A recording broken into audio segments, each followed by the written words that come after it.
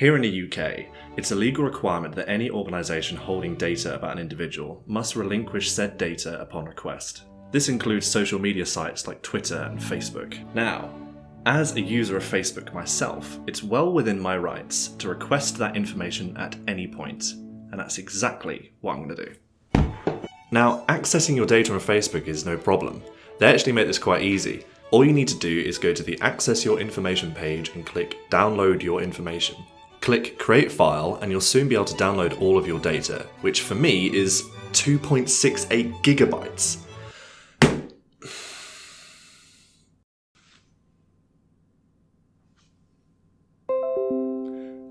It's downloaded. Now we can see exactly what's in the individual files. The data comes in individual folders, each containing data about a specific thing. For instance, likes and reactions shows everything you've ever reacted to, posts shows every post you've ever made, and messages, far and away the largest data set for me, shows every message you've ever sent to anyone ever. Messages in particular is a great rich data set. Earlier on, I split the data on the space character to give me every word that I've ever said. I is the most common, I guess I'm a huge narcissist. But what I find most fascinating is that I've said yes 391 times, but yeah 2,273 times. Alright, I find it fascinating. So I think I already know what you're thinking. Is there any blatantly dodgy stuff in any of these folders? Well, let's have a look. One folder is called About You and it contains some interesting stuff. Face recognition.json, which is basically a big long string that represents your face. Okay. You've got all of the places on Facebook that you visited, all of the things that you viewed, and then you've got your address book. Now, this is the address book from your phone, which has phone numbers for people regardless of whether or not they have Facebook. And here's a list of hundreds of separate websites that aren't Facebook that I visited and when I visited them. And here is a list of topics that Facebook thinks that I'll be interested in so that advertisers know what I'll probably buy from them. I think a lot, if not most people, have had a strong initial reaction to at least one of these things. I was personally shocked when I found out that Facebook holds data on the sites that I've visited that aren't even Facebook. That being said, I don't actually believe that any of this is too much of a problem. Oh wait, just hear me out. Now, before I go into this, let me be clear on my personal beliefs. I believe that any citizen has the right to know exactly what data any organisation is holding about them. I believe everyone has the right to tell any organisation to stop holding data about them. And I also believe that we need more legislation to hold organisations personally responsible for educating people about how their data is being used. Now that that's out of the way, let me go through this step by step. The address book is concerning. Of course it's concerning. I mean, realistically, how do they get hold of that information? There must be some link between the Contacts app on your phone and the Facebook app on your phone, or you signed something at some point that you didn't actually read. Whatever. It still feels like a violation. But think about it rationally. No individual at Facebook is actually going to do anything with that information. It's not like Mark Zuckerberg is going to text something horrible to my mum.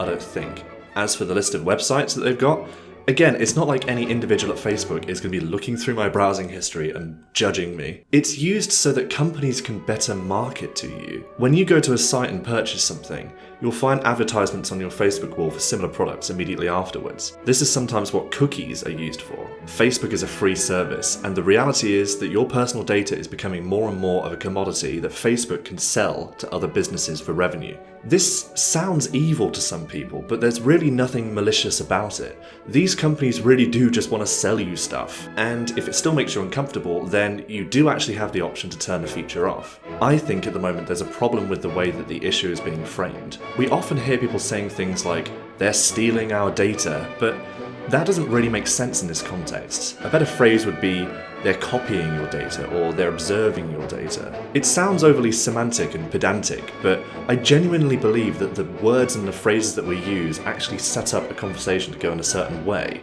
but that's just my opinion. Now, the third dataset shows a list of topics for advertisers, and in my case, I don't think they've done a very good job. Some examples: love, Uruguay, the Puerto Rican Metro,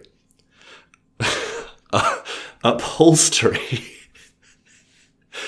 teeth, Unless I'm the only one whose topics look like that, I don't think anyone needs to be worried about the algorithm's ability to predict our preferences. Anyway, I think there's actually a bigger issue here that people don't tend to focus on as much.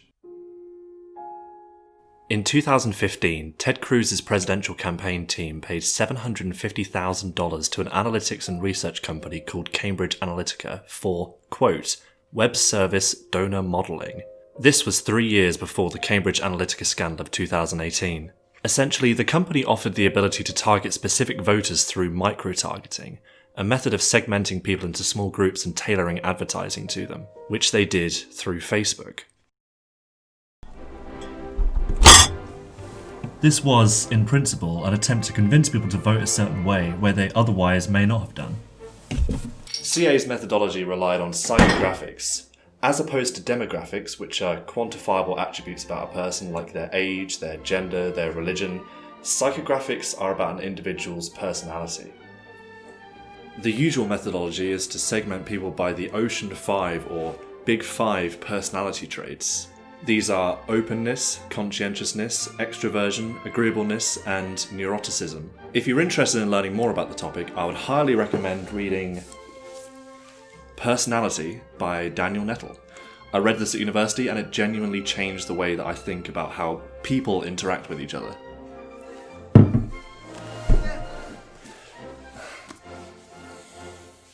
Now, these 5 traits can be determined through questionnaire, but they can also be determined by analysing people's behaviour, or the things that they like their Facebook likes. This was studied by an academic named David Stilwell in 2007, when he created an app called My Personality, which would allow users to take a test and they would be able to see their own results. Users could then opt in to donating their data to Stilwell and the project. It became really popular, and eventually 6 million users donated their data to Stilwell. An explosion of scientific literature came from the dataset, including a study by Michael Kaczynski, joined by David Stilwell himself, and Thor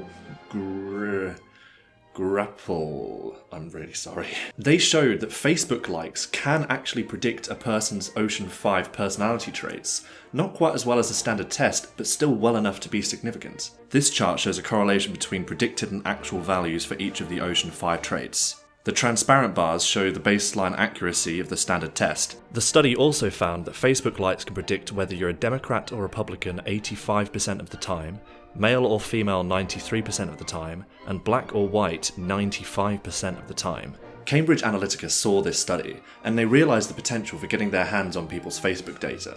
So in 2014, Alexander Kogan approached the owners of the My Personality dataset, and he asked them if he could use it for his work with Cambridge Analytica, to which they said no. However, Kogan had actually developed his own app called This Is Your Digital Life. It was very similar to the My Personality app, but it was a lot less popular.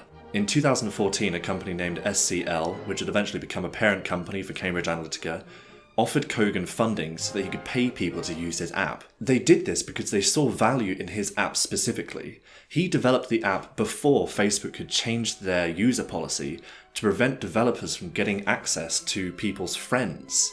About 300,000 people took the test, but because they had access to those 300,000 people's friends, that turned to 87 million people. Think about that.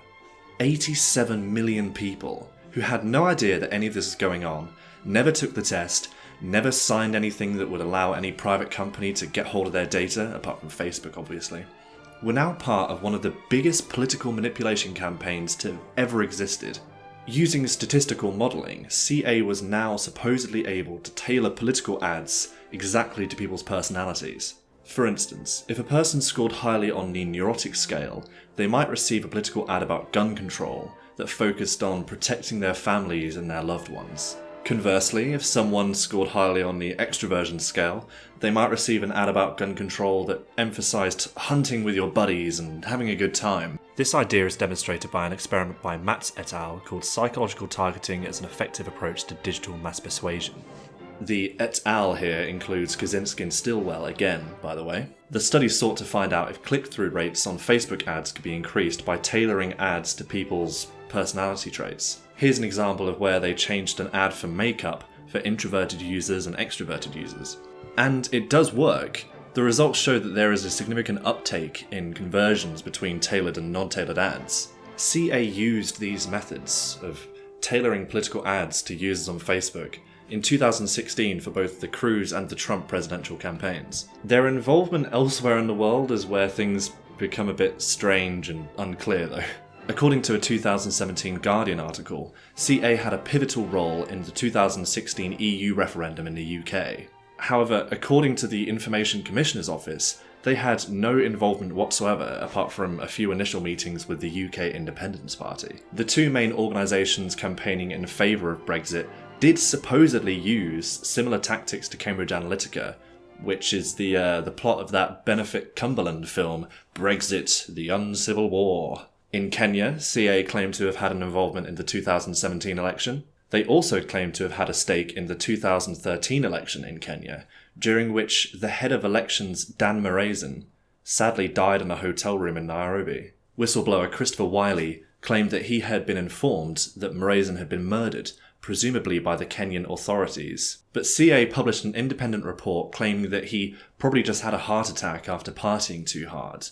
He was 35 years old. They claim to have been involved in elections in Malaysia, Mexico, Australia, India, and up to 60 other countries according to a leak of data from 2020. But from what I can make out, the only significant activity they really ever did were the 2016 presidential elections for Ted Cruz and Donald Trump. The question now is, did it work?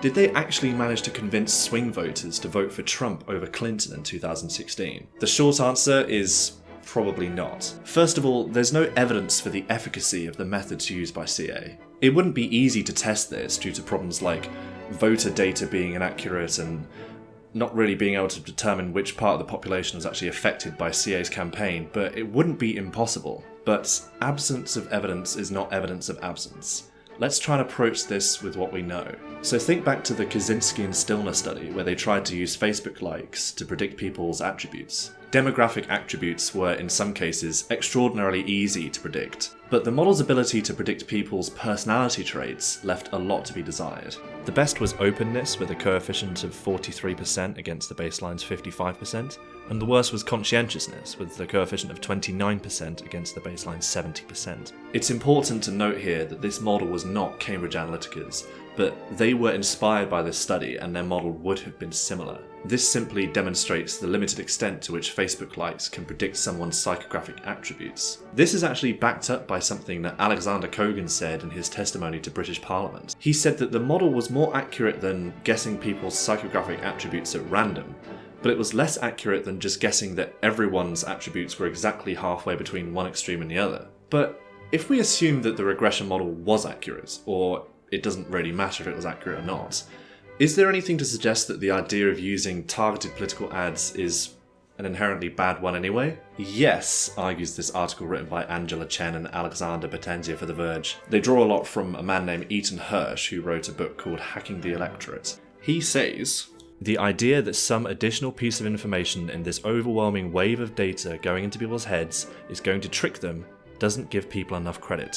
Which makes a lot of sense. How many people do you know who would be scrolling through the endless deluge of pregnancy announcements and cat videos and mobile game ads and would see one tailored political ad that would chime with their personality a bit and would think, do you know what? I am gonna vote for that guy whom they're manipulating using political campaigns. One final point I want to take from the article.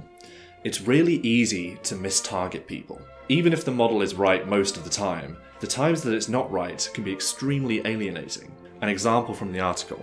One model predicting whether someone is Hispanic based on factors like last name and location was only correct about 2/3 of the time. And Hirsch's research suggests that people who wrongly received ads intended for Latinos really didn't like them. Oof.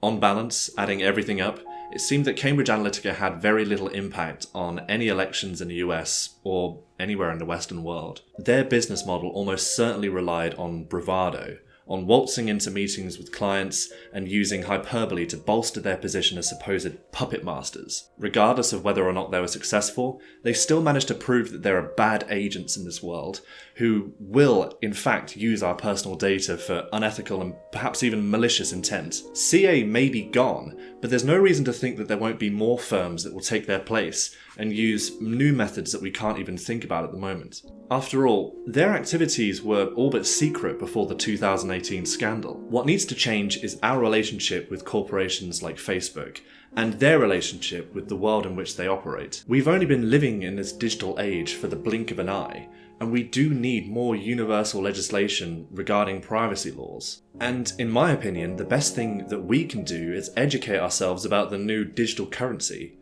Data. Facebook is not some evil entity that's hell-bent on stealing your individuality and selling it on to the highest bidder. But neither are they humanitarians who just want the world to have a really great social media platform. The world is not that simple, and it never will be.